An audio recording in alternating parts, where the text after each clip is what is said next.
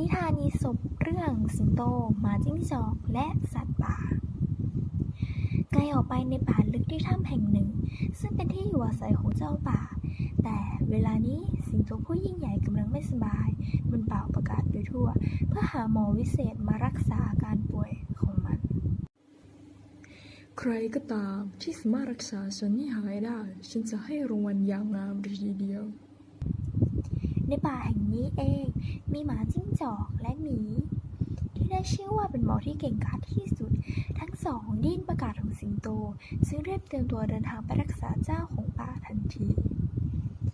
แต่ขณะนั้นเจ้าหมาก็เกิดระโมบมันอยากได้รางวัลแต่เพียงผู้เดียวมันจึงห้ามให้หมีไปด้วยฉันว่าฉันควรไปรักษาสิงโตคนเดียวเพราะฉันไม่อยากแบ่งรางวัลของฉันให้กับใครเพราะฉะนั้นก็กลับบ้านไม่ได้หรอกเจ้าหมีถ้าเราคิดว่าเธอสามารถรักษาได้คนเดียวก็ตามใจหมีพูดก่อนจะเดินหันหลังจากไปหมาจิ้งจอกก็รีบวิ่งตรงไปที่ถ้ำสิงโตได้ถือโอกาสกลูเรื่องกล่าวร้ายหมีท่านสิงโตรู้ไหมเจ้าหมีนั้นไม่ยอมรักษาท่านก็เพราะมันอยากให้ท่านตายไงแล้วมันจะขึ้นเป็นเจ้าป่าปกครองป่าแห่งนี้แทนท่านไงล่ะสิงโตได้ฟังทางนั้นก็รู้สึกโกรธมากไม่จริงเลยท่านฉันไม่รักษาท่านเพราะฉันกำลังค้นคว้าหาวิธีที่ดีที่สุดเพื่อจะมารักษาท่านต่างหากแต่ตอนนี้ฉันก็รู้แล้วล่ะหมีคิดแก้เผ็ดเจ้าหมาจิ้งจอกจอมโกหกจึงได้พูดต่อไปว่าความอบอุ่น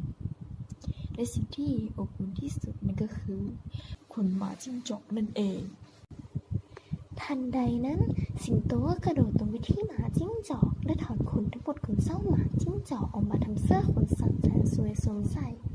หมาจิ้งจอกขนโกรธก็ตกใจและอายมากมันจึงรีบวิ่งหนีหายไปในป่าและไม่กล้ามาปรากฏตัวในที่สาธารณะอีกเลยนิทานเรื่องนี้สอนให้รู้ว่าให้ทุกแก่ท่านทุกนั้นทั้งตัว